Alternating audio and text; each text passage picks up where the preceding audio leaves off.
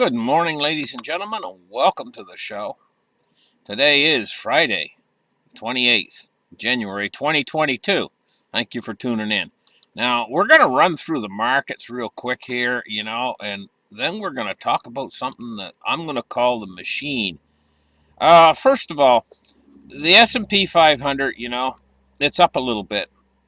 It's at 43.86, and it's up, looks like it's up about 100, what, no, 59 points, I think. The Dow's up too at 34,396, and it's up 239 points today. Nasdaq's up too, over 200 points. And the Russell is up. So most all the indexes are up a little bit. Russell's up 4 points. We got crude oil. It's up $1.47 at 88.08. We're looking at gold. Gold is down $6.79 at 17.88. Silver's 22.47 and it's down 25 cents.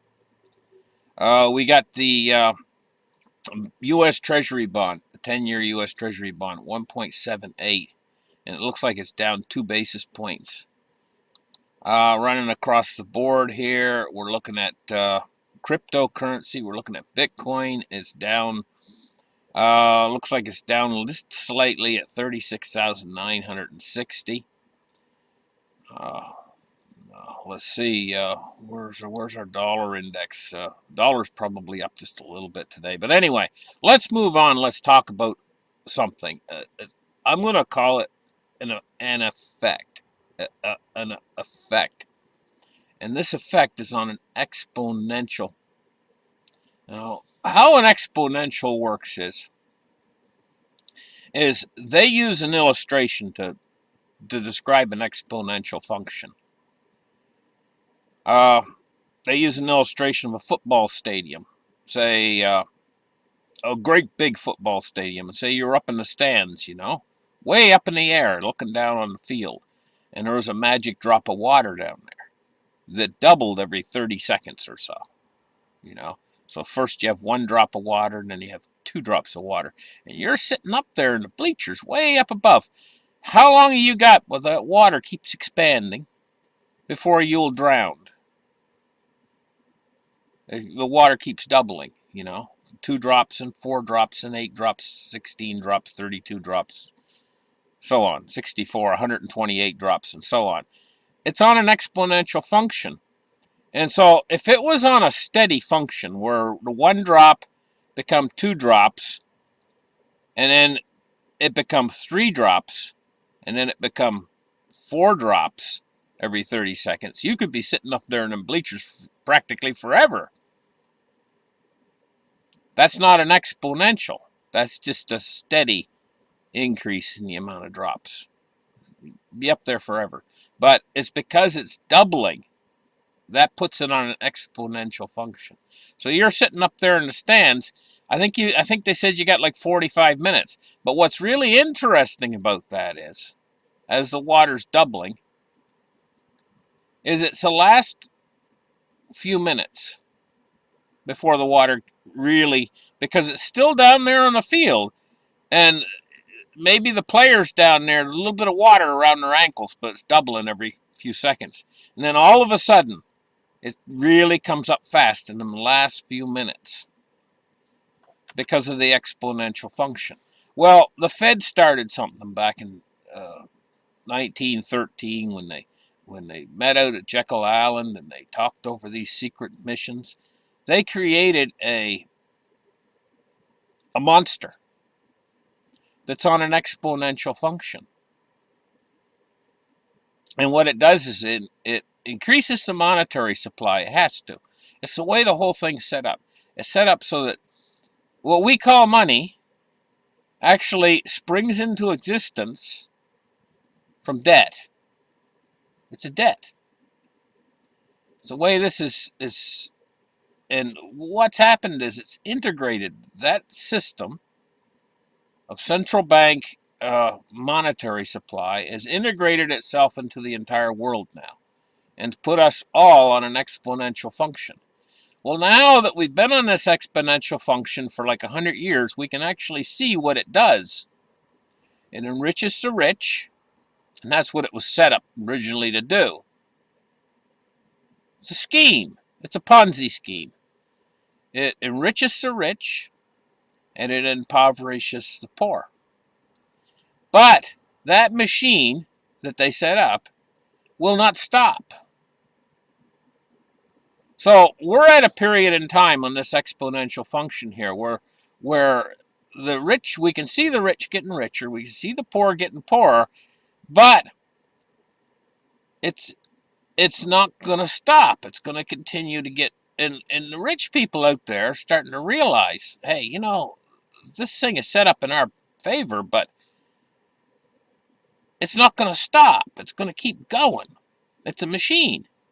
And it's set itself up and integrated itself into the financial, in the world, as the only money we really use. I mean, okay, yeah, we get these things called bitcoins, and yeah, we do have gold and silver, but they're not really used as money. What's used as money is this Ponzi scheme money that's on this scheme or on this exponential function. The curious thing about this is nobody can stop it now. The rich people, even if they wanted to say, hey, you know, we're rich enough now. I mean, we've got enough money where we don't need money for the next whatever. We got plenty, and the poor people, and they're like, please stop this machine. It's squeezing us to death. And the rich people are like, we don't know how.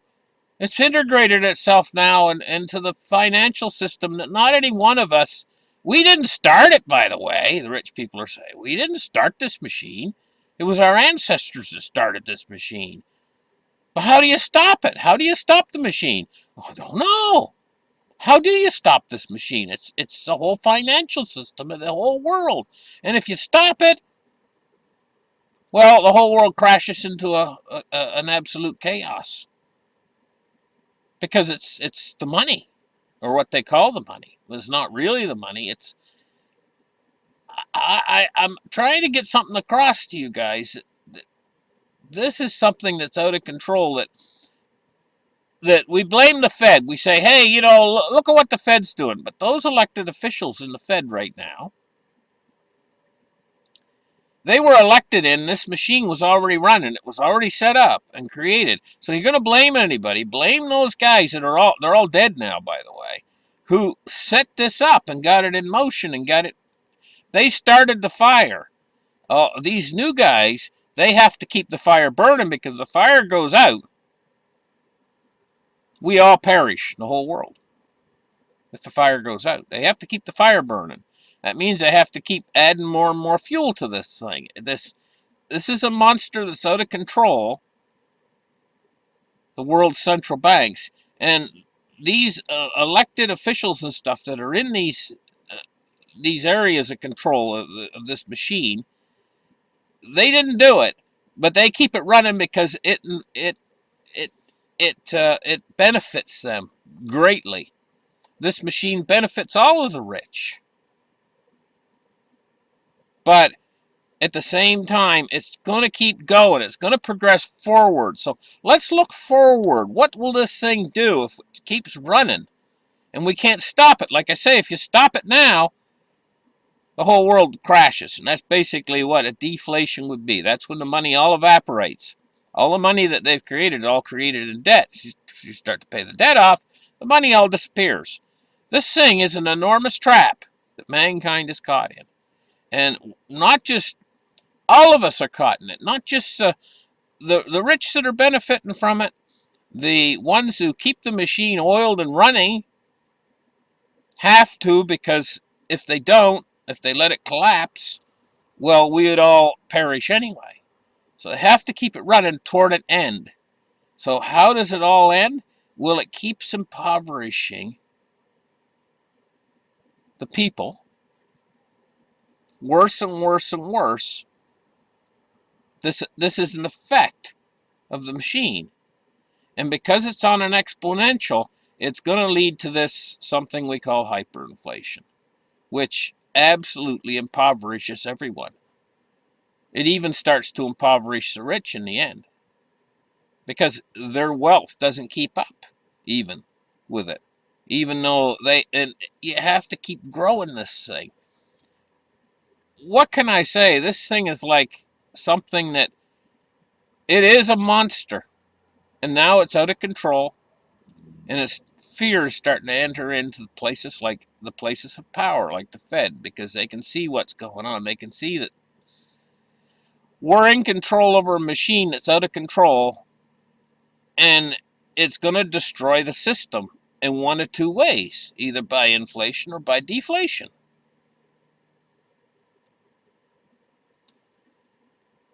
Basically, I come on here and I started to do this show, and I trying to get you guys to understand that the severity of and the consequences of this enormous trap that the world is caught in. It's called the central banks. That has been, it's got to a point now where there's no easy solution, and it's reaching the end of a climax where it's going to destroy the system either by deflation or inflation. And I don't really understand how or what we can do to get out of this, because it's like a monkey trap that there's no solution to it.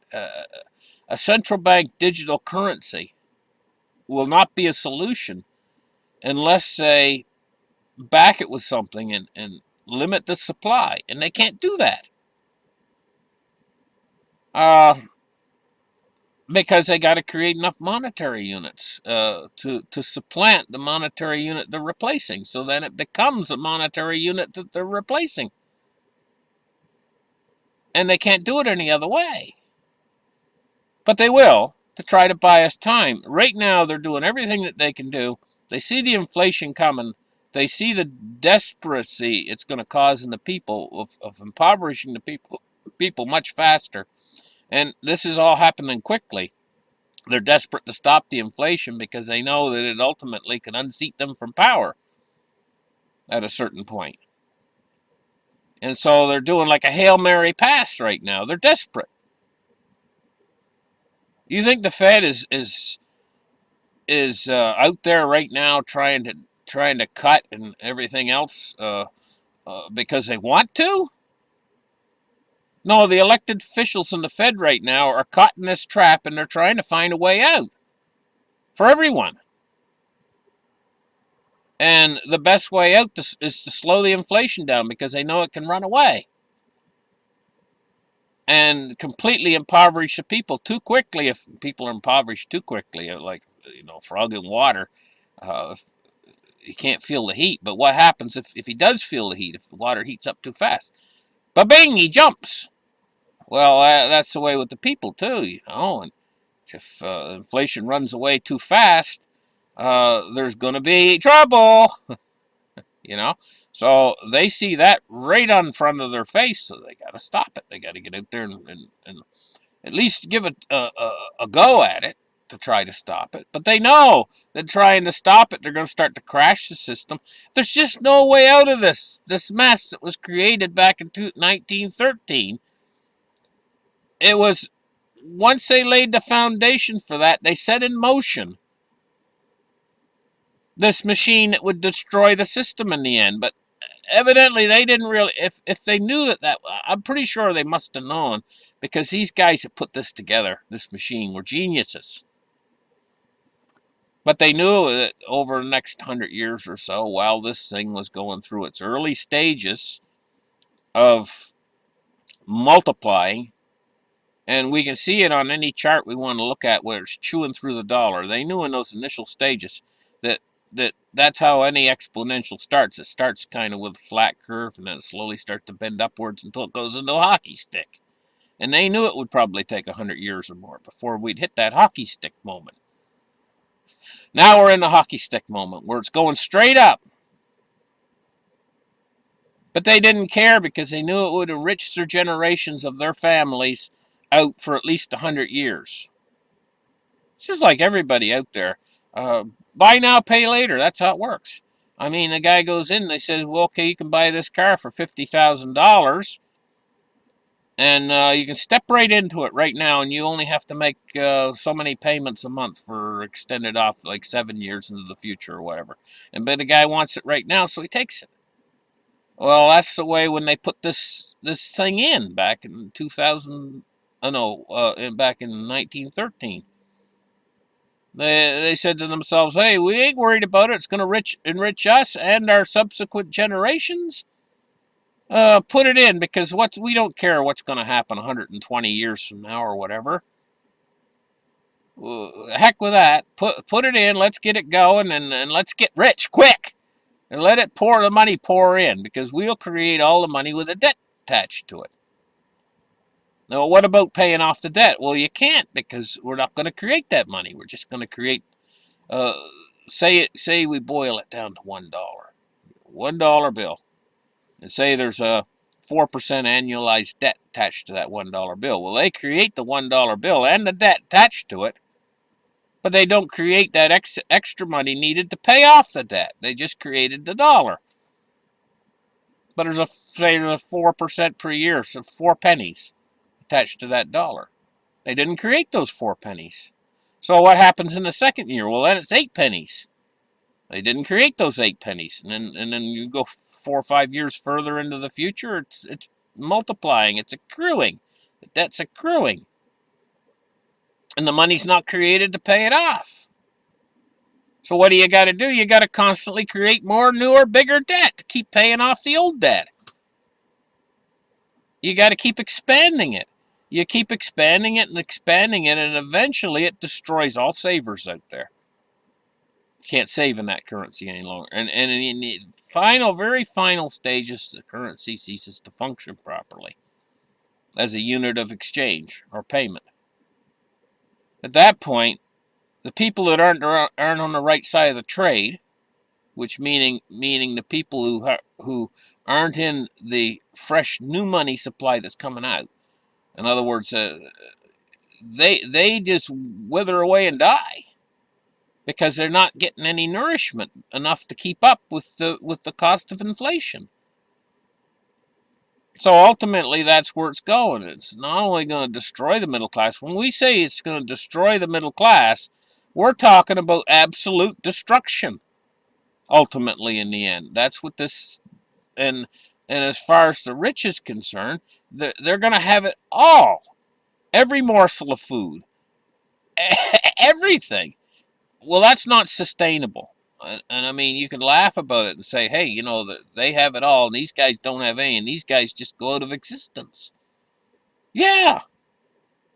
So what are you going to do? You're going to support these guys who are going out of existence by giving them money? UBI, whatever? That ain't going to help, because that's just going to increase the speed of the exponential even faster and make the money even more valueless even quicker. You can't get out of this trap. The only way to get out of this trap is you have to go back to hard money. But you can't do that, because all of the people that are invested in this money all around will go bankrupt if you went back over to hard money again. This whole thing leads to the system cracking up in the end. There's no way around it. It's a trap that leads to the system dying. And all of us are supported by the system. I shouldn't say all of us. There are a few mountain men out in the middle of nowhere who are able to create. They don't even use electricity, and they've got enough food and water to last. But even they would be in danger, because if the system goes down, all the people that are supported by the system are going to go looking for something to help them out so they can feed themselves or whatever. I just don't know.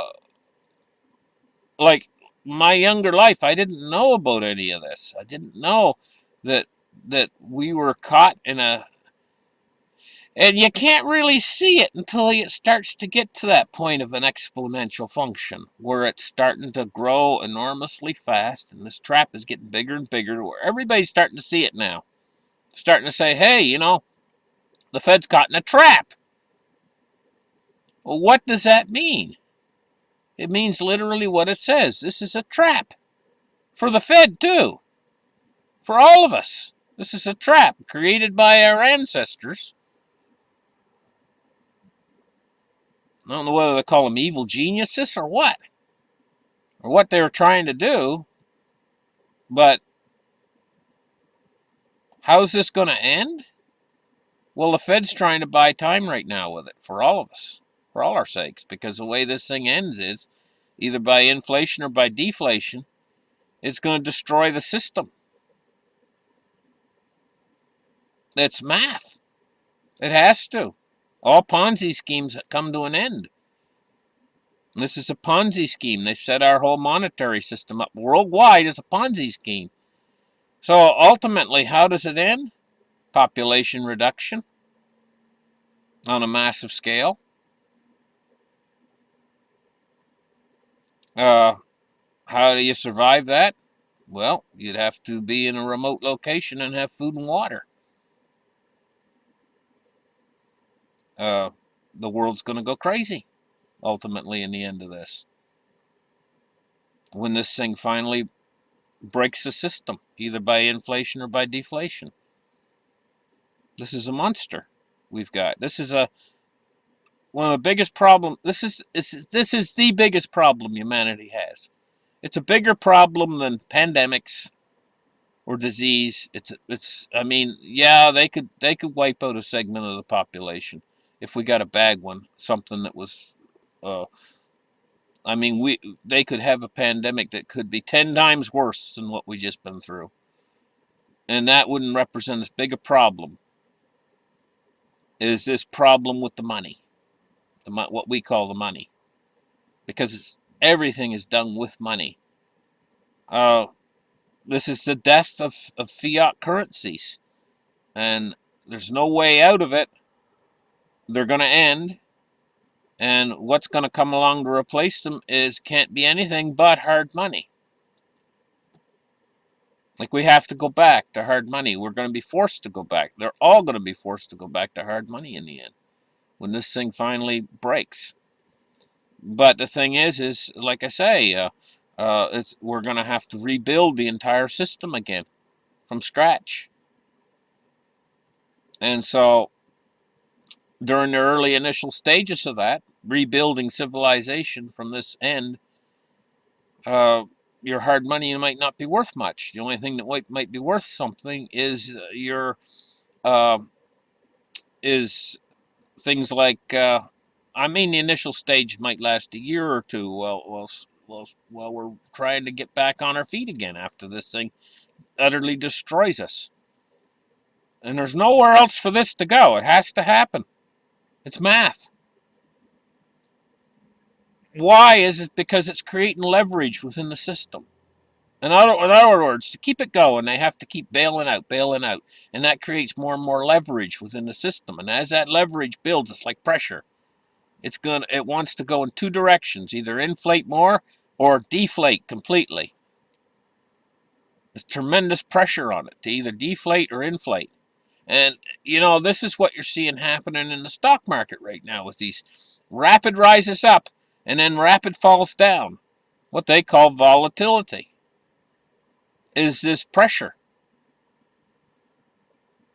She's going to blow, Captain, as Scotty would say on the Starship Enterprise to the captain. She's going to blow, Captain. She's going to blow. And that's what's going to happen. And we're getting very close to that now. And we're getting so close that the ones within power, like in the Fed and stuff like that, they're scared. They don't really know what to do. They think they're doing the right thing. They get a lot of people catcalling them out and saying, hey, you ain't doing, you got to, like, saying what they should do, but they're in this trap. And it must be frightening because they realize, see, a lot of the general public out there doesn't realize how serious this whole thing is. But everything runs on money. Yeah, it's serious.